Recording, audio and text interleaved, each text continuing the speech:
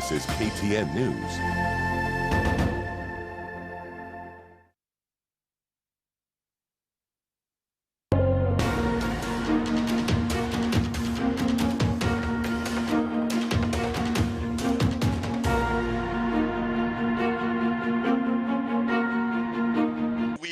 Continued with our complaints.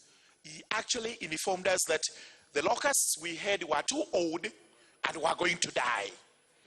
That may have been the case, but unfortunately, he never told us about the most crucial stage of these insects, which is that those old ones that are dying are not just dying.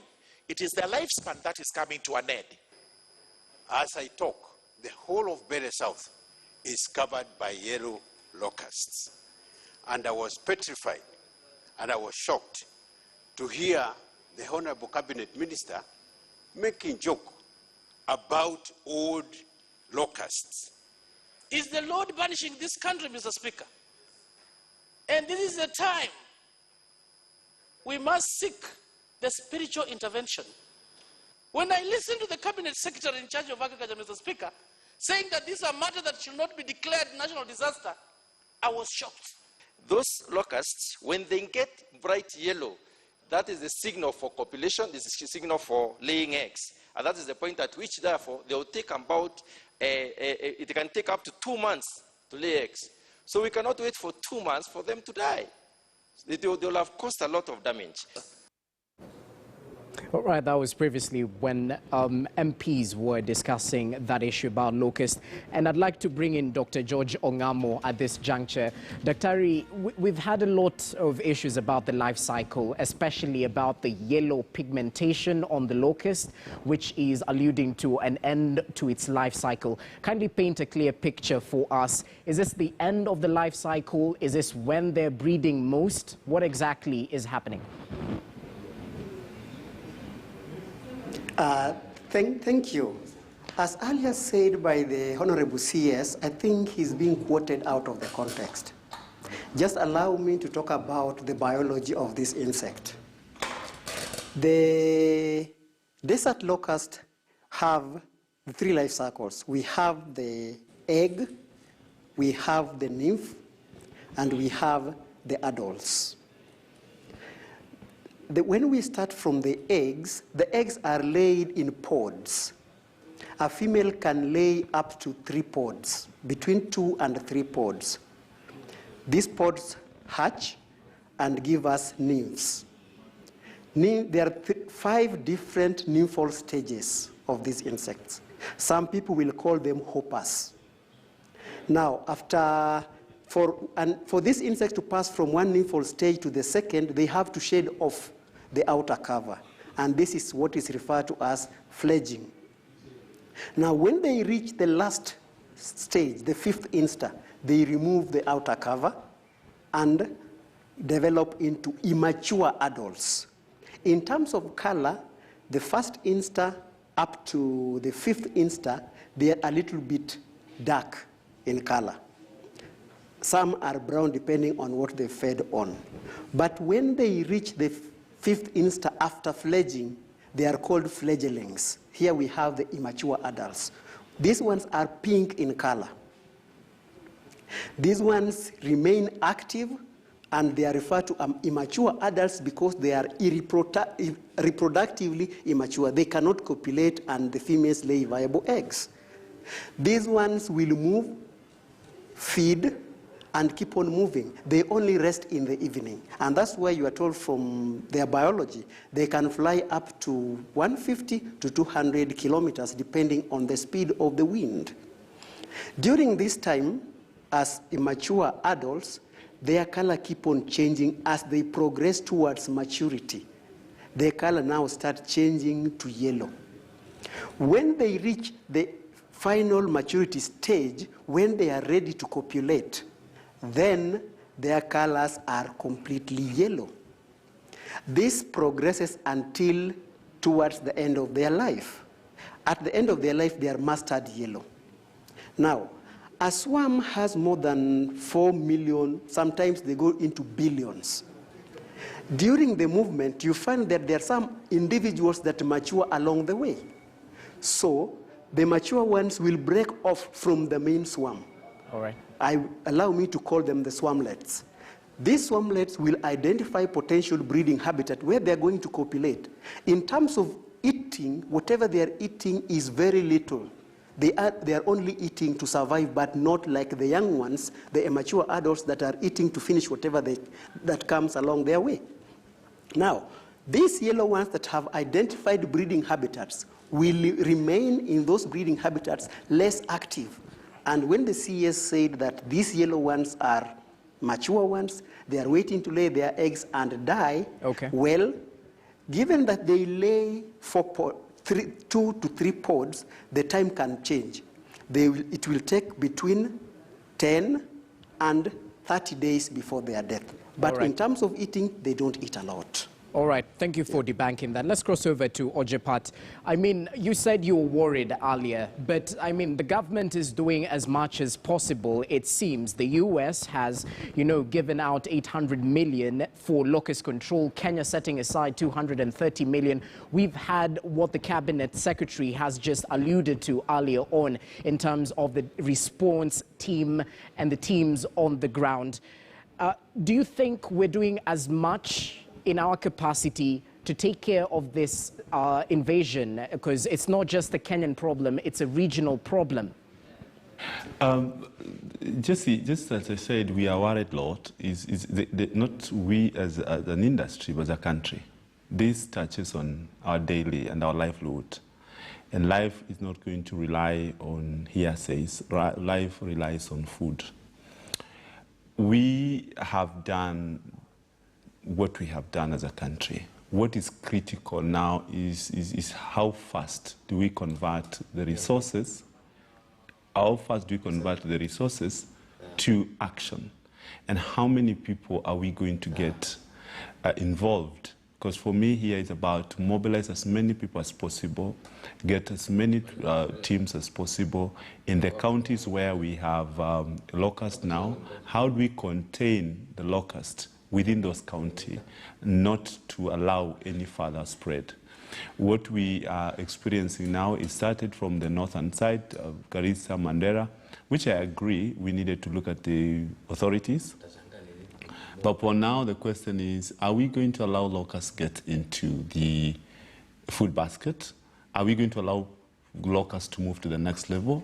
We shouldn't do that.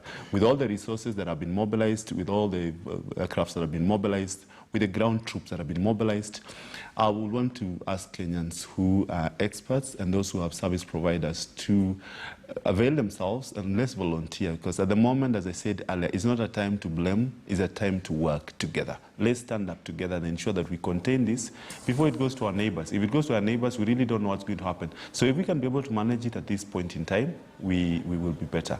Then in terms of what the CS has said, as we do more procurement, how much pesticides do we have? How much chemicals do we have? Who is having them? Are they decentralized? Where are they? It's the time we looked at the divisions, we looked at the wards, we looked at every village. Can we have a champion in every village now so that whatever is seen at an active stage are completely controlled? And let's start closing in and ensure that no more spread, but we continue closing in so that we contain them at a particular area. Okay, let me bring in Daktari at this point. You brought up the issue of pesticides, and I dare ask, is there an issue with spraying pesticides, and does it have an adverse effect on the ecosystem? Because there are insects that, actually benefit the ecosystem. And also, as you answer that, kindly address the issue of breeding grounds. Are we doing enough to identify the breeding grounds? Because it might be a case of getting worse before it gets better if these eggs actually do get to hatch. Thank you. In terms of the pesticides, the government, together with the DLCO experts, are using the pesticides in the list provided by FAO. These insecticides are known to degrade from the environment within a short time. By a short time, I mean some degrade within not more than 7 days That means that in terms of environmental safety, we are safe. But also the teams on the ground that are undertaking the spraying, they are trying to avoid civilized areas. By civilized areas, I mean areas where there are several human settlements. When the insects roost in areas where you have human settlements, the team is advised not to spray, and that's exactly what they are doing. When these insects roost in areas where we have closer to water bodies, the spray teams are advised not to spray, which actually they are following strictly. So in terms of environmental safety, we are okay. Now, when these insects were first reported, the government, together with the DLCO, went to the ground and trained trainers in the frontier counties. These trainers have done a good job. They have trained other people from sub-counties on surveillance of potential breeding habitats. Currently, these trained groups are mopping the area, trying to identify and marking areas where they find these yellow locusts. Those are areas where these locusts have identified for breeding. In terms of spraying, the spraying teams are using the information given by these ground teams to spray the hoppers that have emerged from these eggs. And they've done a wonderful job. All right, thank you for clarifying that. Ojepat, as we conclude, we do appreciate the capacity we have as a country to actually deal with this invasion, and resources are being provided. But bearing in mind that it's been over 70 years, are we dealing with this scourge properly in terms of the climatic conditions? We're just from harvesting our crops. Others were yet to harvest. What say you about the timeliness about this scourge and, looking at the factor of, just planting and harvesting at this particular period? My take is very simple. First of all, as I said earlier, it's not time for blame games. The government has done what it has done. They have mobilized what they have mobilized. But I believe that we should have prepared more, particularly when we got the warning first. We needed to have gotten all the teams ready because we knew it was going to happen, and particularly with the porous borders in Somalia and in Yemen, the way Dr. has said. But for now, I believe we are willing and ready. It's whatever little place we are in our villages, in that little space, to provide the services we require. What I'll urge the team and the ministry is to communicate effectively. We can improve the communication and get the media to communicate in a simplified way what we need to see, how we need to act on it, and whatever we see, what we do, so that instead of just causing alarm and the panic that we have, it's important that this communication comes out quickly. It's important that the county governments put in resources, the international community is supporting us, but what is our homegrown solution today and in future? So my take here is we have a population to feed. The men and women and the children of this country are all crying, and there's a lot of panic. We can improve on the communication, and let's ensure that everybody that can be reached, all the experts be mobilized. Let's sensitize the country on how to deal with it, and let's simplify communication in the simplest way possible that can be understood by everyone. And let's also look at it this way, that this is not an individual effort. This is a collective responsibility as a country. So let's get the agrochemical industries, let's get the agencies, let's get the military, whoever we can mobilize at the moment to contain the situation. And let's use Daktari and the team to provide that information, and let's get barazas, let's get involvement, so that people get to know. Then I think the other critical thing we need to look at here, just before I leave, is what do we do with those who will want to stock pesticides in their families to contain the situation? Can we allow them? Can we work together to ensure that we have different stations that people can operate from? All right, so in short, all hands on deck. Definitely, it's not a blame game, as we've mentioned, obviously, and we definitely need proper communication, a breakdown of information, especially in those affected regions. Gentlemen, thank you so much. Dr. George Ongamo, who's the head of insect science at the School of Biological Sciences in the University of Nairobi, as well as Okisegere Ojepat, who's the CEO of Fresh Produce Kenya. Gentlemen, thank you for your contribution of the big story. We also appreciate Cabinet Secretary Peter Munya for his input with our lead reporter Sophia Wanuna. We've come to the tail end of the broadcast. Thank you so much for watching. Do keep it KTN News. Good evening.